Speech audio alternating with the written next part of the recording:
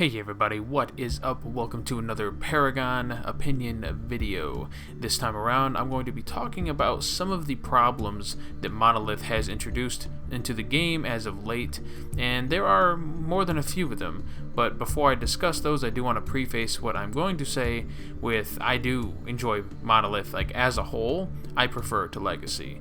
I prefer it to pretty much any point in Legacy's development.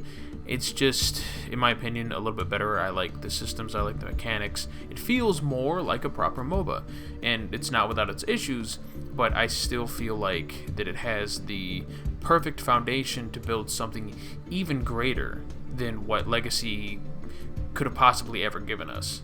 But with that said, here are 5 issues that I personally have with Monolith, and I hope to see them changed and or tweaked. My first major issue with Monolith so far is that the meta seems to have wildly changed to a polar opposite of sorts. It used to be in Legacy very HP and very armor oriented, where people just took forever to die. Now it's almost the complete opposite, almost as bad too. People die too quickly. Damage is really one of the few great things to build on really any given character. Armor, HP, and even penetration just isn't up to snuff in comparison to the gains that you get out of lifesteal, damage, and crit. And I think the reason for that is that people can easily see how increasing their power increases their damage via the numbers and their stats and everything, and their skills.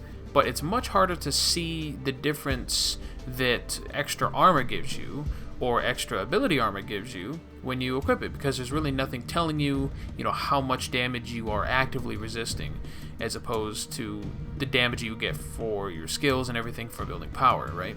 And then there's penetration, which is 2 penetration per point versus 7 points of armor, and that doesn't really make much sense to me. That just seems kind of wildly unbalanced. Why build penetration when you can just build more critical? And then you have HP being wildly reduced on every hero in both base and health per level, on top of you only get 50 HP per point now, instead of the 100 from Legacy. But I think a happy medium for that would be maybe 65 to 75, because then we could get a little bit more health, fights wouldn't end so quickly, and I feel like things would feel just a little bit better. But of course, if health changes, other things need to change too. For example, armor and penetration, that will need to be reworked as well. Now, armor is a little bit trickier, because armor is it's kind of devalued right now, in terms of you really have no incentive to build armor. It's not fun to build armor. It's not exciting. You don't really get to feel that sense that, oh man, I'm getting really tanky, because there's really no way to check.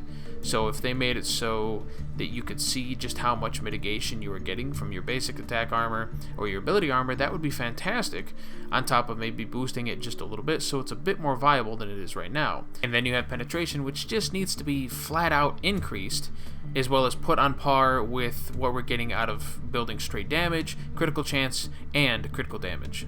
Now those changes sound well and good, but we now come to my second issue, in that towers don't hit you as hard as they need to. One, tower range has been reduced, tower attack speed has also been reduced, and damage seems to be, I would guess, a little bit less than what it used to be at its strongest point in Legacy. I can't really tell yet if there is the compounding damage that was in Legacy before, where each consecutive hit would increase the damage. I don't believe that's in, but that's the thing. I don't really get hit by the tower that much at all, simply because of the movement speed buff. You can run outside of its range, and its range reduction as well. So you really have no issue running outside of the range of the tower. So it needs to do considerably more damage, or have some kind of mechanic in place to where you are slowed within tower range to maybe movement speed when you were attacking back on Legacy or something. I don't know, something like that, but something needs to change, because you can get in and out of tower very quickly. Speaking of attacking, this brings me to my third issue. Have you guys noticed that when you're chasing somebody and you're attacking, you are moving at a slightly slower speed than those who are running away from you with their backs turned to you?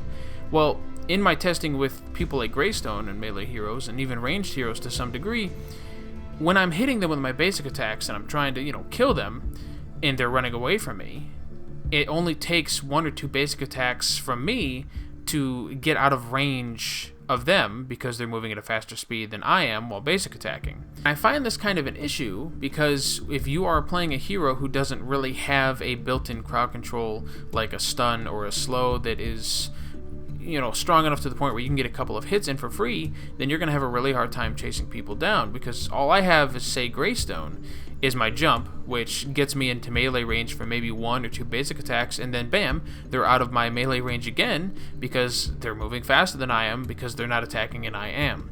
But I feel like there's a good way to fix something like this, to where if you are being attacked, you are moving at the same speed as someone who is doing the attacking.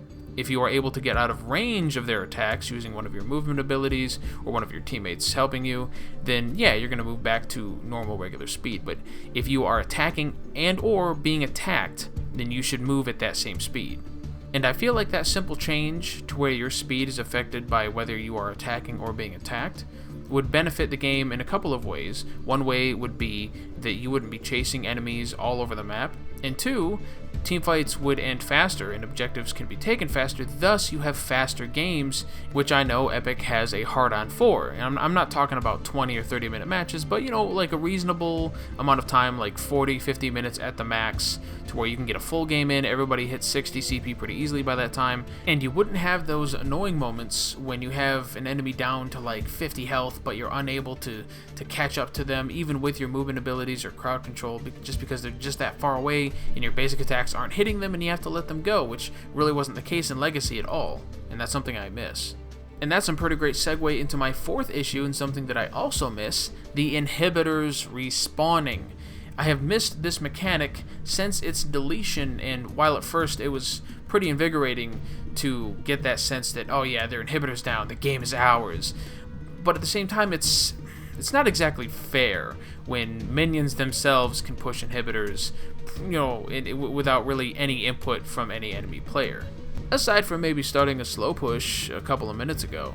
And I'm not saying that we need to be able to dunk or prime again or really anything like that, but maybe have something worked into the game that's subtle, that is also hard to achieve, but it is achievable, and that once you do that, all of your inhibitors are restored. Having a system like this in-game, I feel, would stop players from resorting to surrendering as soon as they see that one of their inhibitors is down, because that feeling that you get once you've lost that first inhibitor is like, well, shit, I guess it's game over, fuck me, you know? And I hate that demoralizing feeling, because it seeps into everybody on your team, and then you start, you know, talking about it and be like, wow, fuck guys, and everybody starts blaming each other, and it can kind of just turn into this demoralizing twister of sadness and salt. But do you know what else is sad and salt-inducing? The fact that, I would say level per level, point for point, we are earning less CP for the time that we put into farming compared to the time spent farming on Legacy. Because on Legacy, we would earn 3 card points every time we leveled up, and now we're only earning 1. And granted, it's at an accelerated rate to kind of compensate, but the compensation, in my opinion, isn't nearly strong enough. And granted, there are other ways in game to increase the amount of card experience that you get, like for example going after the Raptors. Those guys give a lot of experience, like 1,000 each, and that can be a great objective. But in the early stages of the game, when you're farming minions, even with the gold buff, it's still not fast enough, and that's why we're still seeing games that are lasting 40, 45, 50 minutes, and people still aren't max built at that point. And that's something easily fixable too, you know, just maybe not a blanket-wide buff of card experience gains across the board, but maybe just for certain things increase the amount of experience you get, maybe with gold buff, or maybe just minions in general, and jungle minions too. But something like that I feel would help the game tremendously, and that's 5 things that I feel Monolith could improve, change, or tweak. Let me know what you guys think in the comments down below. We'll have a discussion about this. What are some of the issues that you find with Monolith? And don't tell me that Monolith is dead, or that you uninstalled it, that it's terrible, and that Epic is ruining the game, because no, like I said before, it's got a great base. We just have to help it improve from there, and it'll be even better than Legacy was at any given point in time. If you enjoyed the video, then smash that like button. I would greatly appreciate that if you did it right now. If you haven't already, hit that subscribe button for more videos like this, Monolith gameplay, Paragon opinions, rants, and so on and so forth. Don't forget to catch my Twitch stream at twitch.tv/Cogento between the hours of midnight and 7 a.m. Eastern. That's usually when I'm streaming. Not every day, but every couple of days at least. And don't forget to follow me on Twitter at IMOGaming as well, so that you can see when I'm live streaming and get like video updates and stuff for when YouTube isn't working. But thank you guys very much for watching. I appreciate your continued support and viewership. Let's help make this game even better than it already is, and it is getting better. And I will catch you next time.